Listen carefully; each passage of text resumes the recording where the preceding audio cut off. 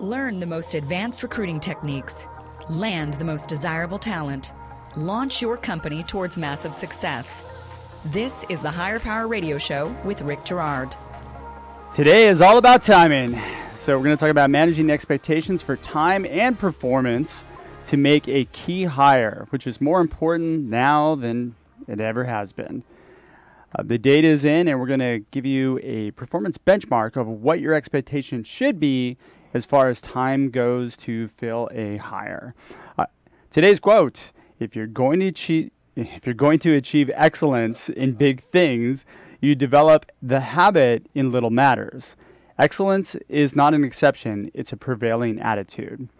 And that, my friends, was said by Colin Powell. I'm Rick Girard, and welcome to the Hire Power Radio Show. Our mission is to provide proven tactical solutions to solve your company's toughest hiring challenges. We share insights from top-performing entrepreneurs and industry experts, like our guest today, Christian Spletzer. He's the founder and CEO of Clockwork Recruiting. After years of experience in the challenging world of executive search, Christian founded Clockwork Recruiting to improve how search firms and their clients work together on retained search projects. He designed Clockwork to help recruiters demonstrate their consultative value to their clients at every stage of each project. And his company has created an industry benchmark report, which makes him the perfect guest for today's show. Christian, welcome to the Hire Power Radio Show today. Thanks, Rick. Great to be here. Yeah, happy to have you. So we're going to cover a few things today. We're going to talk about the challenges and the data to support challenges in today's hiring landscape. Then we're going to talk about measurement and performance of what a great search looks like. So I have the experience that, that really search is all over the gamut. You could have retained search firms that just kind of take the money and do it, and you can have ones that are really involved and make bring a lot of value to their clients, right? So let's talk about a little bit about measuring performance. You've got a specific set of criteria. Tell me a little bit about how this report came to be and what it's about. Yeah, absolutely. So backing up a little bit, Clockwork Recruiting is a project management application for that retained search space. Uh-huh.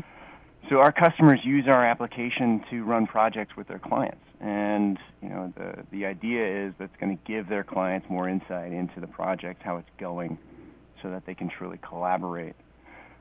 As a result of our growing customer base and the projects that are run on it, we've got a ton of anonymized project data.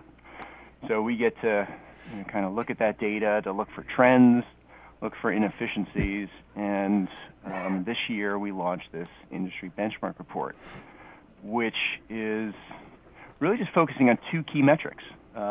One is your days to placement.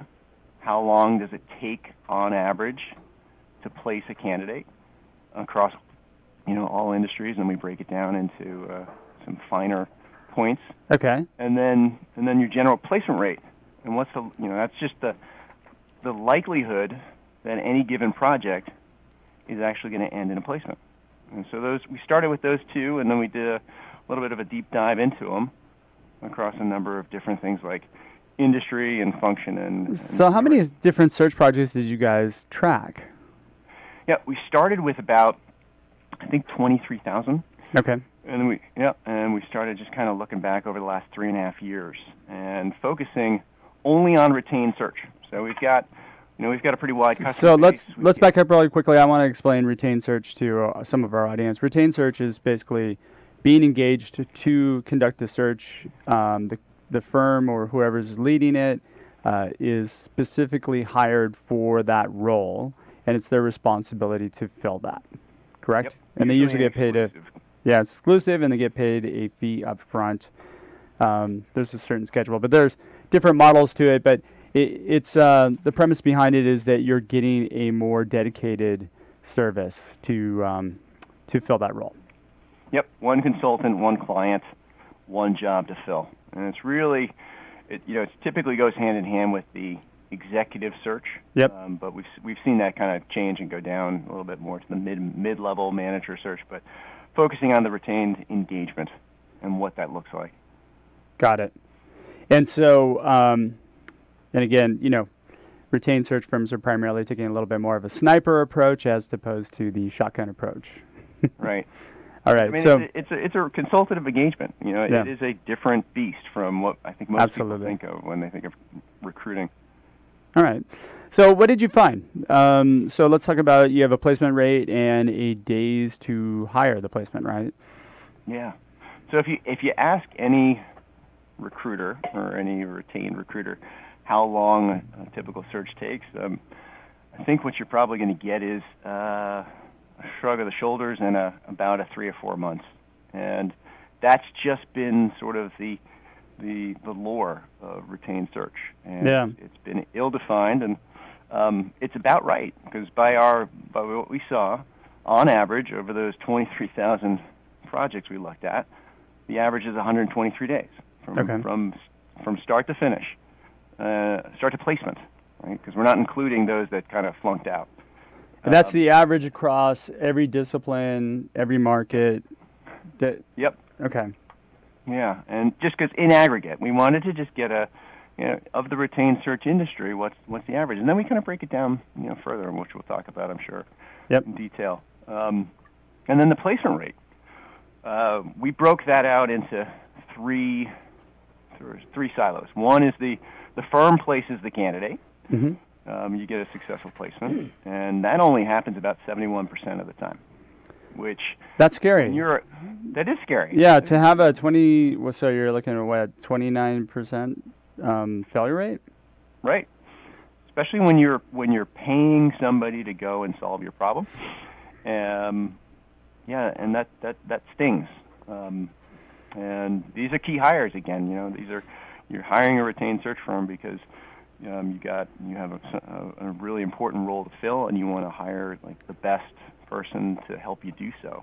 But knowing on average that the industry is hitting it only about 71% of the time helps, I think, set expectations in the minds of the clients who hire these search firms to what they expect. Now, here's a question I have. Are you tracking things like quality of hire and stick rate? We're not tracking stick rate yet. Okay. That's maybe V2. There are different ways we can do that, but for this report, we just limited it to days to placement and placement rate.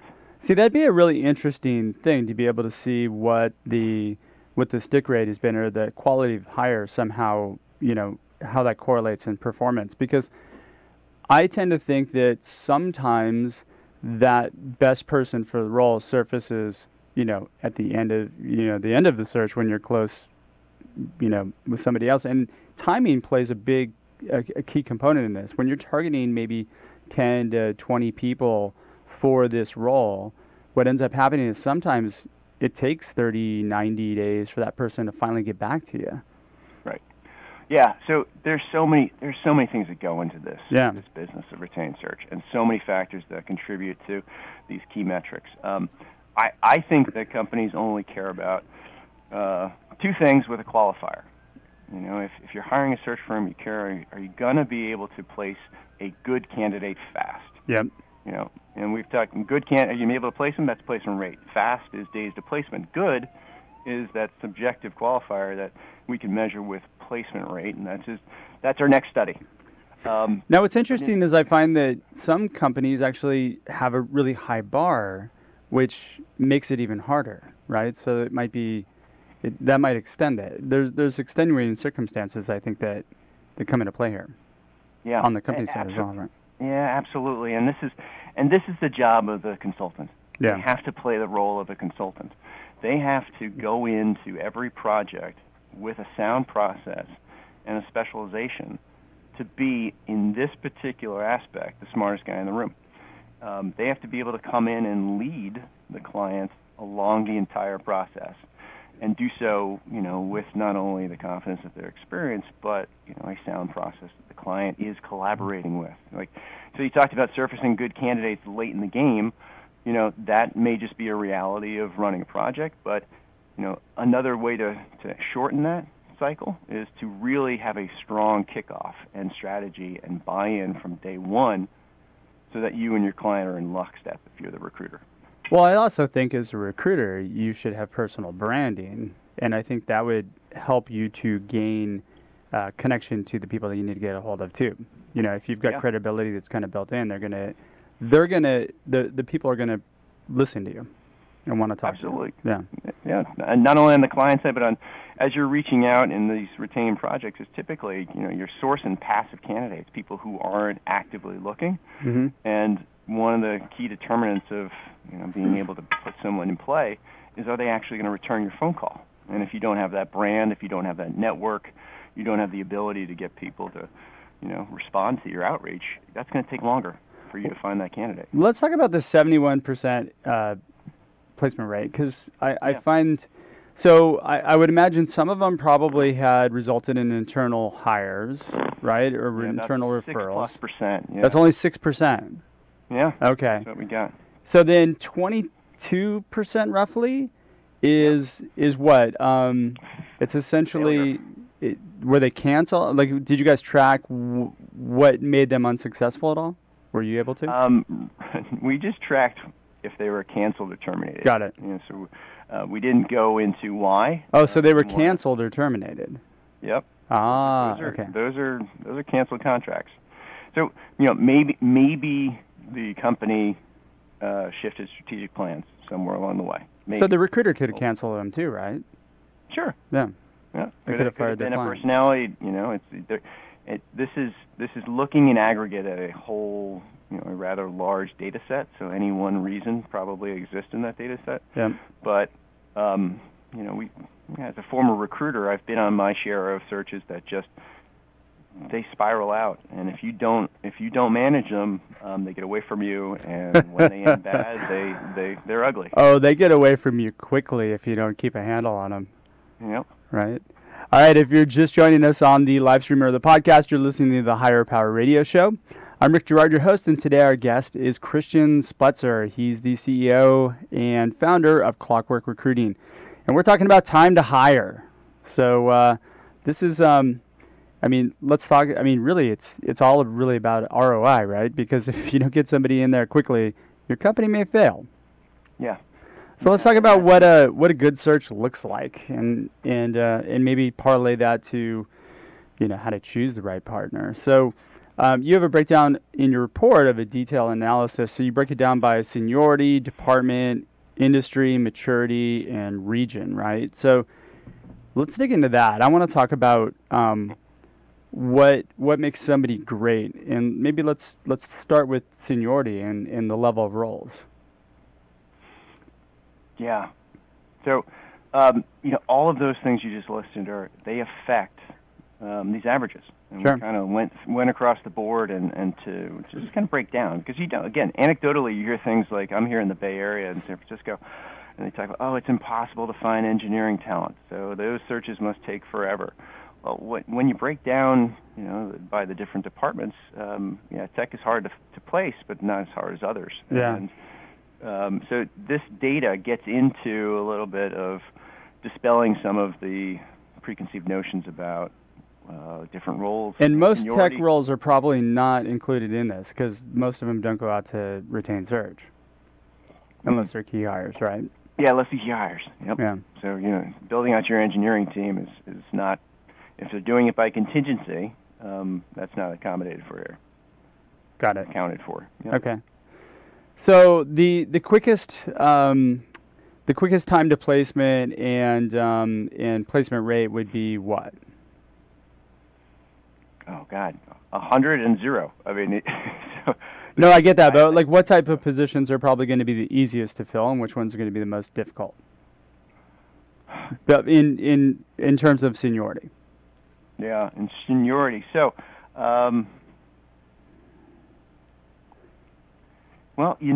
we surfaced some interesting thing on seniority.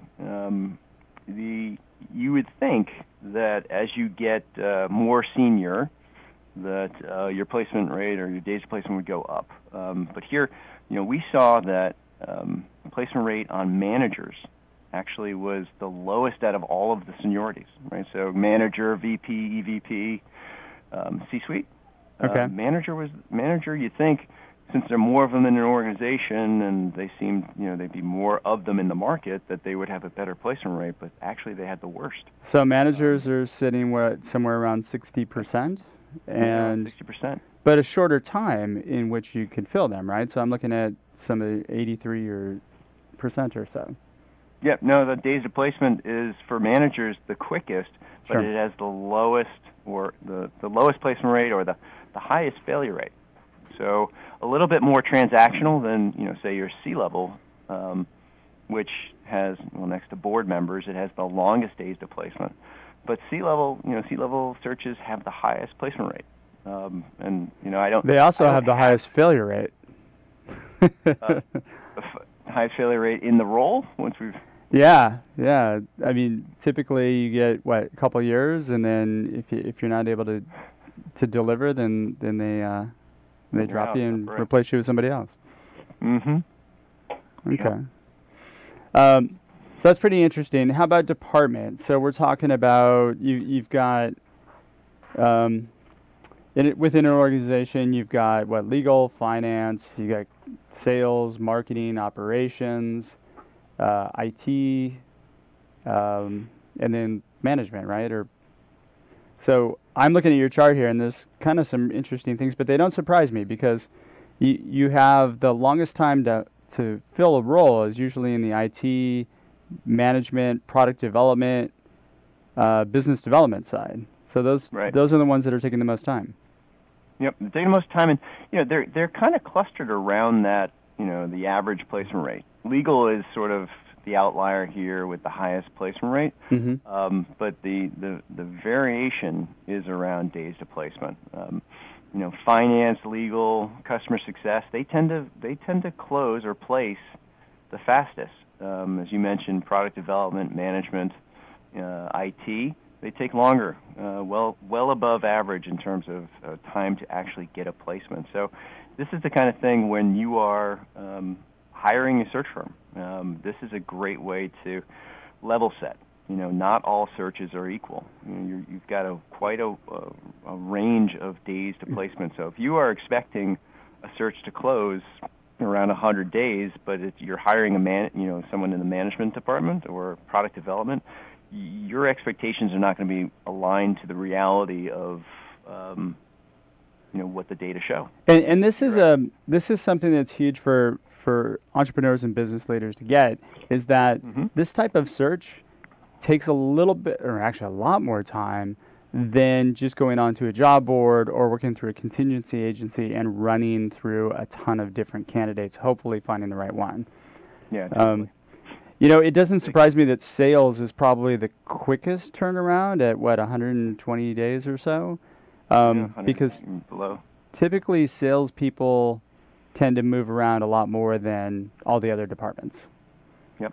So they're eager to talk on interviews, and they're great on interviews. And by the time you need a salesperson, there's a real urgency to it. By the time you get out of an interview with the salesperson, you're tired. Yeah. And you bought something. Yeah. I'm kidding. Didn't realize it. Yeah. All right. How about industry? Let's run through that. So industry. Again, this is one of those things where it's hard to kind of make sense. Education has a great placement rate relative to average, and it's fast. In education and services, the same thing. It's kind of above average placement rate and faster than average days to placement. You get into consumer internet or media, no surprise, government and nonprofit. Those are taking a lot longer to place.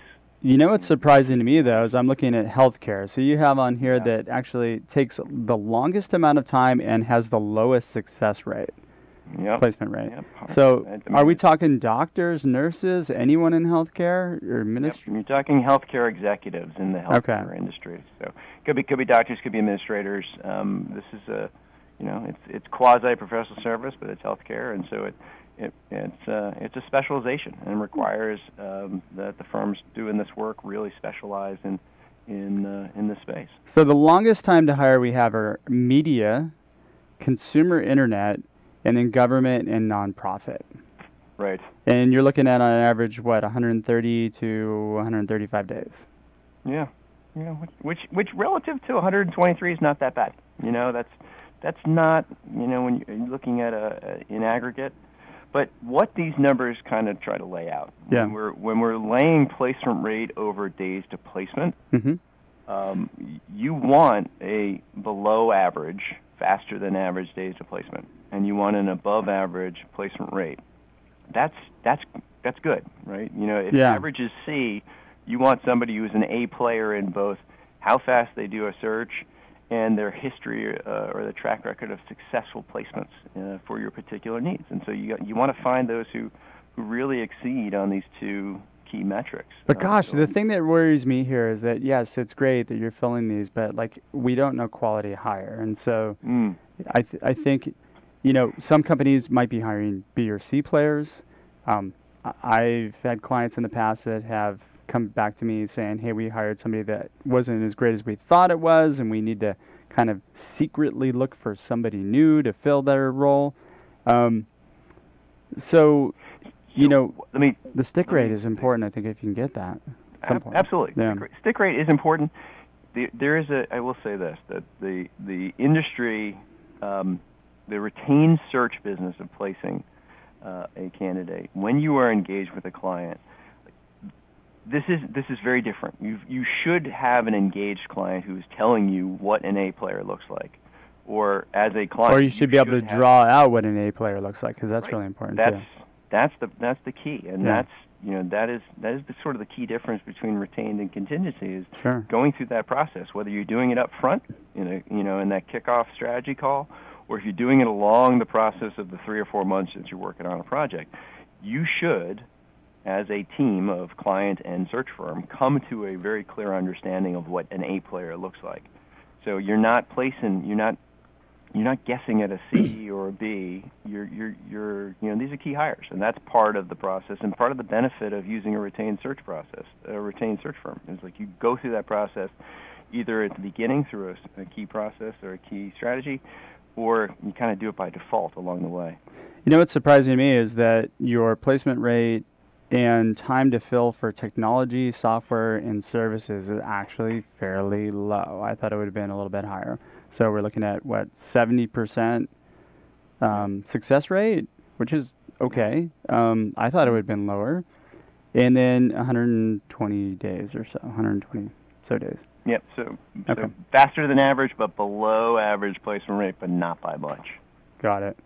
All right, and the last thing I want to go over is region, because this is actually a pretty important piece. My thinking would be, gosh, you know, San Francisco Bay Area, everybody complains it's so tough to. You and I both work in that realm, right? And everybody complains about how hard it is to find people, but it's actually not the hardest place to find people, is it? No. That would probably, I think, that would be New York City. It takes the longest, and that's the lowest placement rate. Wow. Yeah. And so were you able to find out what factors come into play? I mean, it's god-awful, though. I mean, you're looking at 69%, right? Yeah. So you have a 69%. If you're recruiting in New York City, you have a 69% chance of filling your role within 140 days. Yep. Woof. That's crazy. It takes a long time, and then you have a pretty slim chance of actually making that placement. You know, what is the key factor here in determining, you know, why it takes so long?